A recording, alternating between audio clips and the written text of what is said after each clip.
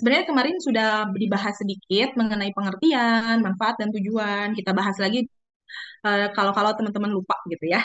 Oke, kita bahas lagi laporan perkembangan. Nih, laporan perkembangan dapat dimaknai sebagai dokumen pembelajaran peserta didik di satuan PAUD. Hasil pembelajaran tersebut tercermin melalui informasi tentang kemampuan yang dimiliki peserta didik setelah mengikuti kegiatan pembelajaran PAUD dalam periode waktu tertentu. Nah, di sini laporan perkembangan udah tahu ya apa arti laporan perkembangan itu. Oke, kita lanjut saja. Nah, di sini kalau untuk laporan perkembangan apa namanya? Laporan perkembangan di PAUD sendiri memuat laporan yang pertama capaian pembelajaran. Gambar capaian pembelajarannya itu ada tiga elemen yang sudah kita ketahui. Terus ada gambaran hasil pelaksanaan P5 ya, dan informasi tumbuh kembang peserta didik. Jadi kayak tinggi badan, berat badan, terus misalnya sudah sesuai dengan kriteria tidak tinggi badan dan berat badannya seperti itu. Ataupun kalau misalnya anaknya berkebutuhan khusus bisa dimasukkan juga dokumen-dokumen atau percakapan dengan terapisnya. Boleh dimasukkan pada laporan perkembangan. Oke. Nah, di sini tujuannya yang tujuannya itu adalah laporan perkembangan bertujuan untuk memberi informasi dalam capaian pembelajaran. Kan kita sudah saya pada terus tujuan pembelajarannya apa? Kalau tujuan pembelajaran kan lebih lebih spesifik dibanding CP ya, turunan dari CP yaitu TP. Nah, lalu kira-kira rencana stimulasinya apa? Nah, ini tujuannya tuh supaya tahu stimulasi ke depannya itu apa, serta memperkaya upaya tindak lanjut dari pendidik maupun orang tua wali. Oke, di sini ada manfaat. Nih, manfaatnya itu peserta didik, terus kalau untuk peserta didik ya, untuk sebagai gambaran kemampuan belajar dan umpan balik. Lalu untuk orang tua atau walinya, sebagai untuk memahami gambaran kemajuan atau hasil bermain belajar peserta didik, mendapatkan saran praktis untuk diterapkan di rumah. Nah, ini penting banget ya, kalau misalnya ada saran-saran dari gurunya, kok di rumah apa namanya itu tidak seperti eh, aturannya gitu. Jadi di sini biasanya ada saran-saran yang diberikan oleh guru pada orang tua. Terus menjadi sarana kegiatan berbagai informasi dengan pendidik tentang perilaku dan perkembangan peserta didik di rumah. Terus aja jadi ada apa namanya itu ada hubungan antara eh, pembelajaran di sekolah dan di rumah itu jadi berkesinambungan seperti itu. Oke.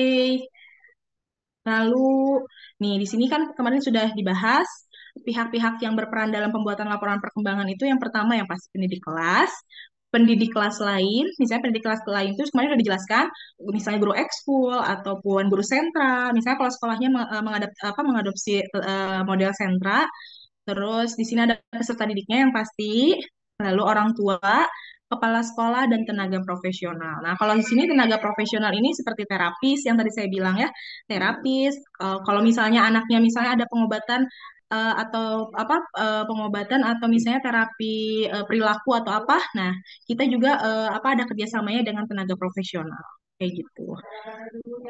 Nah, dalam penyusunan laporan hasil belajar. Yang pertama itu yang pasti ya data peserta didik. Pasti kan teman-teman kalau misalnya lihat rapot waktu TK gitu ya suka ada nama, terus ada nama orang tua, alamat kayak gitu, usia, kelas dan informasi relevan lainnya. Jadi kayak alamat yang sekarang tinggal kayak gitu-gitu ya pasti selalu ada di dalam laporan perkembangan atau rapot gitu ya. Terus di sini ada informasi hasil belajarnya. Nah, kalau zaman dulu kan ada fisik motorik, apa namanya itu, kok dalam kurikulum 2013 itu ada fisik motorik, ada moral agama, sama bermoral agama kita juga. Terus kalau dulu tuh ada yang namanya apa namanya itu pertumbuhan dan perkembangan itu memang dijelaskan. Nah, kalau sekarang kita mengacunya pada tiga elemen ini. Coba masih ingat nggak tiga elemennya apa saja? Boleh disebutkan? Agama dan budi pekerti jati Iya, diri. betul. Jati diri. Dan satu lagi, T. Masih STEM, Ibu. Ya, Step STEM dan apa? Dan satu lagi literasi dan teknologi. ya, nah, oke, sip. Jadi ada tiga ya, nilai agama dan budi pekerti, terus apalagi jati diri dan literasi dan STEM. Oke, lalu di kurikulum Merdeka ini ada P5-nya. Nah, kan P5 tuh sudah dijelaskan ya kalau P5 itu wajib ada di kurikulum Merdeka ini. Nah, jadi hasil dari proyek P5 ini dimasukkan ke dalam laporan hasil belajar, laporan perkembangan nih. Jadi nggak hanya dari tiga capaian itu, tapi DP5-nya juga wajib dimasukkan. Lalu informasi pertumbuhan dan perkembangan dengan orang tua atau mitra lain yang tadi saya sudah sebutkan ya. Jadi misalnya dengan apa tenaga ahli lainnya, terapis atau lainnya boleh dimasukkan ke dalam raport. Lalu ada absensi dan yang terakhir itu portofolio. Nah, portofolio ini biasanya sebagai apa penunjang atau bukti dari narasi capaian pembelajaran yang sudah tadi disebutkan dan P5-nya. Jadi portofolio ini sebagai buktinya gitu. Oke. Nah, di sini kita juga udah belajar kan kemarin ya, kalau asesmen itu ada asesmen formatif dan asesmen sumatif. Kalau asesmen formatif ini, apa namanya itu merupakan asesmen yang bertujuan untuk memberikan informasi atau umpan balik bagi pendidik dan peserta didik untuk memperbaiki proses belajar. Jadi, asesmen formatif ini yaitu yang dilakukan di awal dan juga harian. Ingat-ingat ya, awal, observasi awal, dan juga harian. Itu namanya asesmen formatif. Lalu, nah kalau misalnya mau penyusunan raport atau laporan perkembangan, nah di sini menggunakan asesmen sumatif. Nah, kalau asesmen sumatif ini yaitu asesmen yang dilakukan untuk memastikan ketercapaian keseluruhan tujuan pembelajaran nih atau learning goals-nya.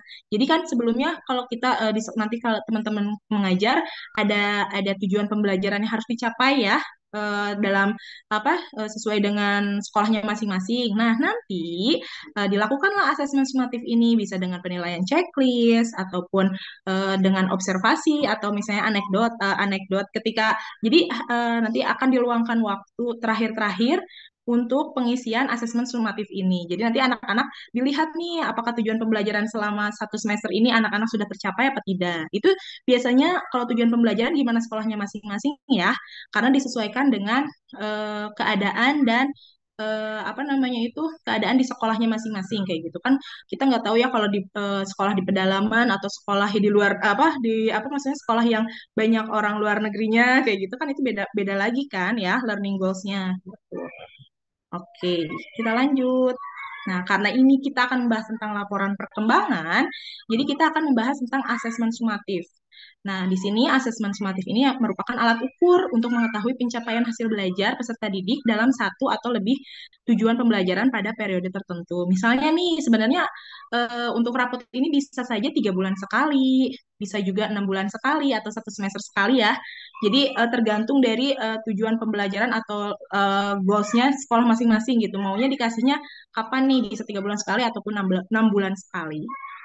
Nih, di sini membandingkan hasil belajar dengan indikator capaian yang telah ditetapkan sehingga dapat dijadikan refleksi dan evaluasi terhadap kegiatan pembelajaran oleh pendidik dan satuan pendidik. Jadi, dievaluasi lagi capaian yang kemarin, yang awal-awal sama yang akhir, apakah sudah tercapai, apakah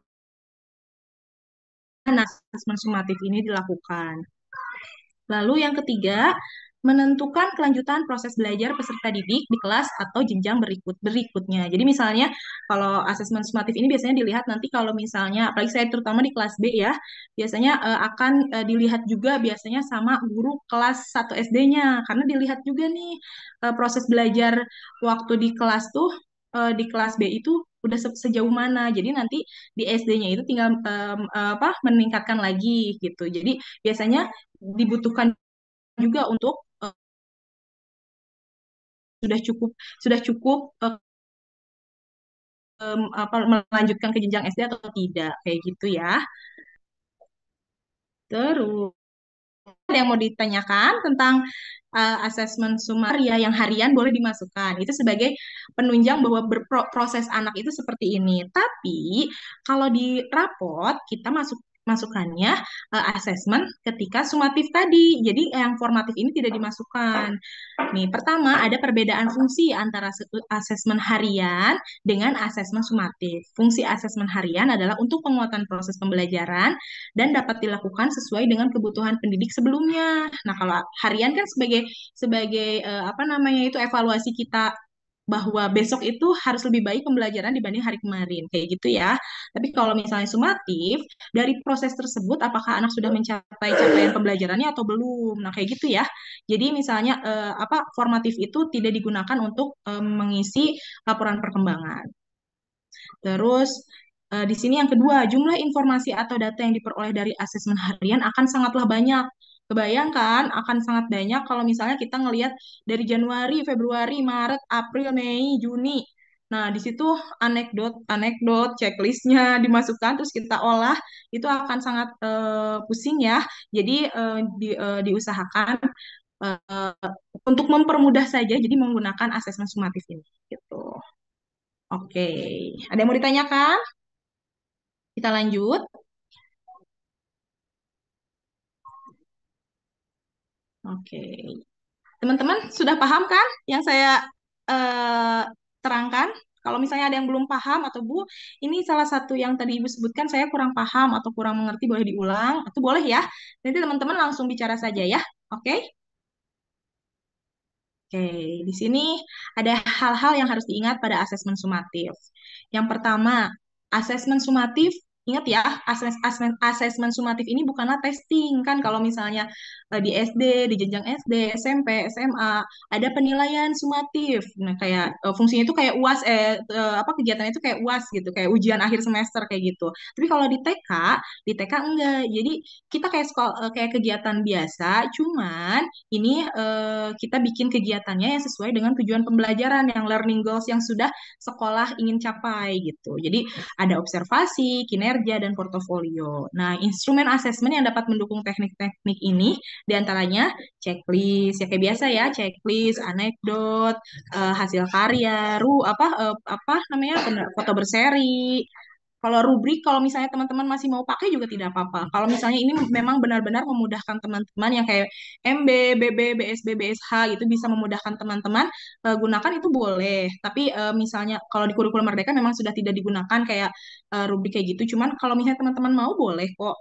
Kalau misalnya memang benar-benar itu jadi gampang Bu, aku jadi tahu nih anak-anak tuh uh, MB-nya kayak gimana, BSH-nya kayak gimana kayak gitu ya.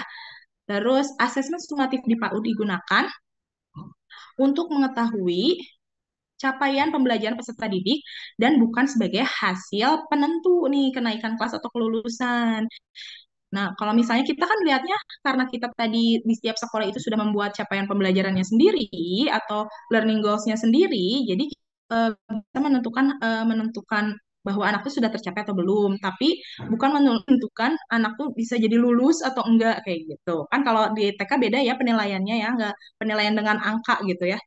Jadi lebih ke nah, oke. Yang ketiga, alternatif merupakan informasi yang perlu dikumpulkan pendidik di akhir dari satu siklus pembelajaran untuk melihat ketercapaian tujuan pembelajaran yang oke. Jadi ini memang benar di akhir ya.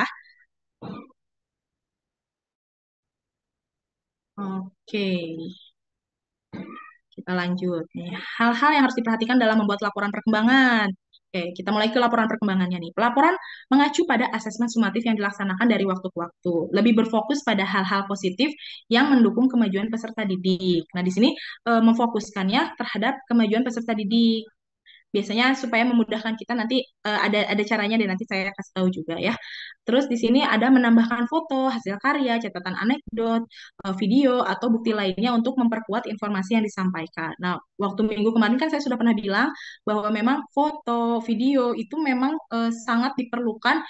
sangat-sangat diperlukan ketika kita menyusun penilaian gitu. Karena memang sangat membantu sekali di saat kita memang lagi fokus untuk mengajar. Nah, di sini foto dan video ini tuh akan membantu kita dalam menilai perkembangan peserta didik gitu. Jadi takutnya kita salah menilai, salah observasi, tapi kita lihat foto dan video, ada bukti nyatanya, itu akan memudahkan kita untuk mengisi laporan perkembangan dan menilai perkembangan anak gitu. Lalu yang terakhir nih penyajian laporan hasil belajar dapat dituliskan dalam bentuk narasi. Ingat ya, narasi, bukan bukan kayak apa checklist-checklist. Kalau zaman dulu saya pernah lihat ada rapot yang misalnya anak sudah bisa membaca surat An-Nas. Oke, checklist kayak gitu kan. Kalau zaman dulu kayak gitu ya. Kalau di kurikulum Merdeka ini berbentuknya narasi nih sesuai dengan kekhasan masing-masing satuan pendidikan. Kalau misalnya di RA biasanya lebih banyak pengenalan surat, surat-surat pendek, doa-doa, terus kayak apa namanya itu cerita-cerita Nabi, kayak gitu ya. Gimana sekolahnya masing-masing, kekhasan dari sekolahnya masing-masing, kayak gitu.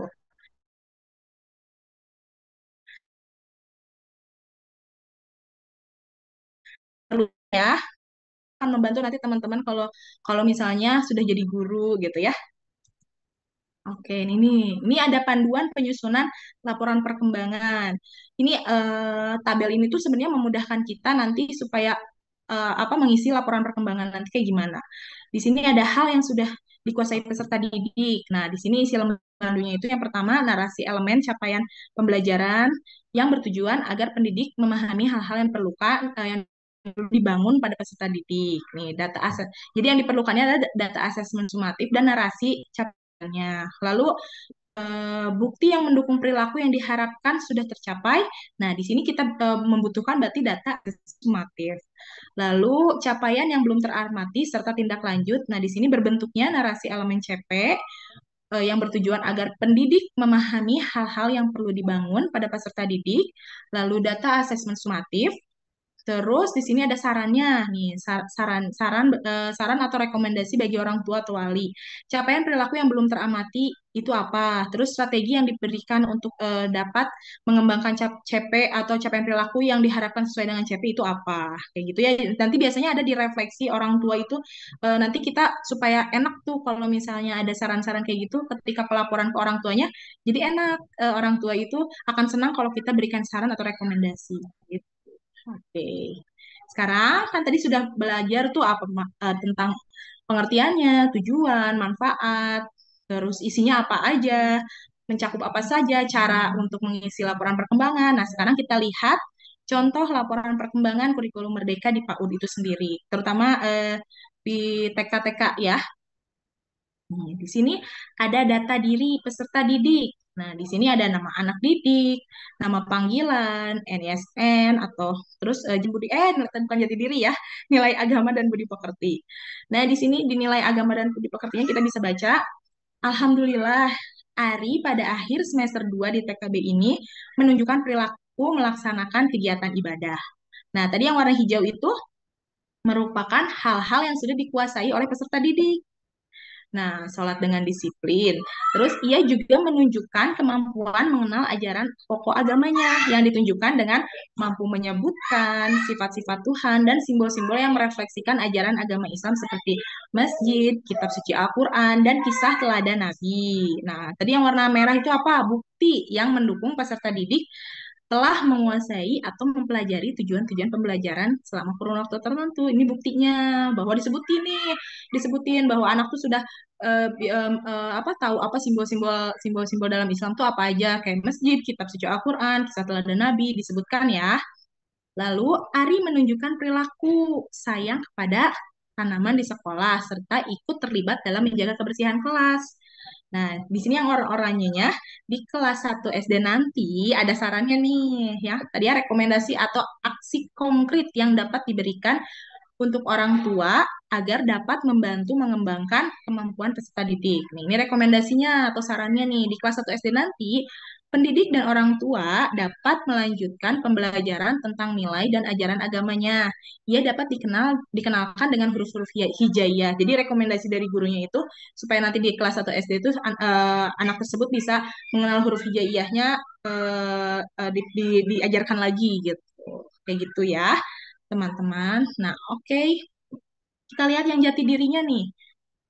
Coba di sini sepanjang semester ini, Ari bersedia terlibat dalam kegiatan membersihkan diri, seperti mencuci tangan sebelum dan sesudah makan.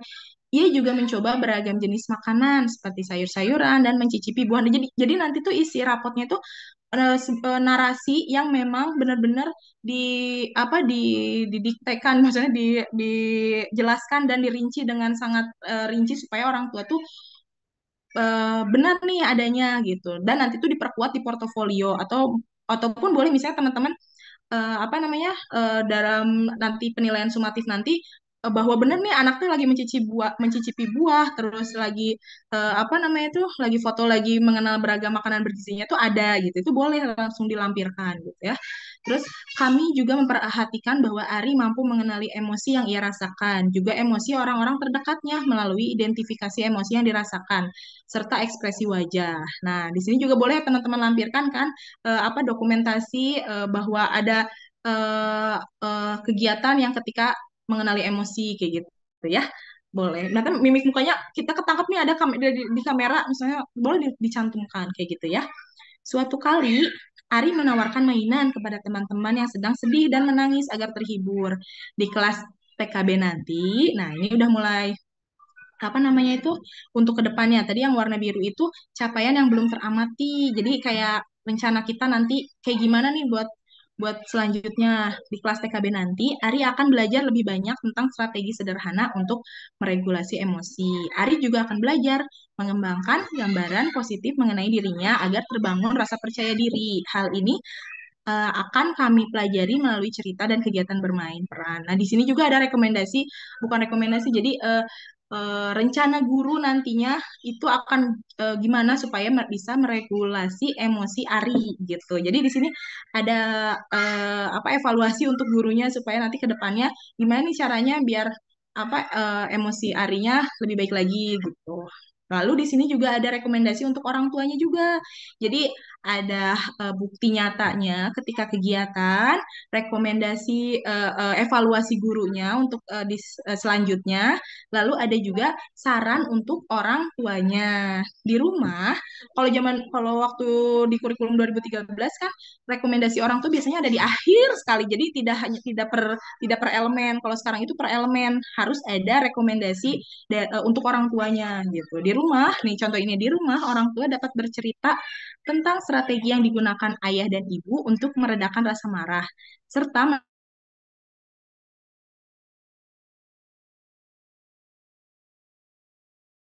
ke depannya itu seperti apa. Oke, yang sekarang yang oranyenya ini apa nih?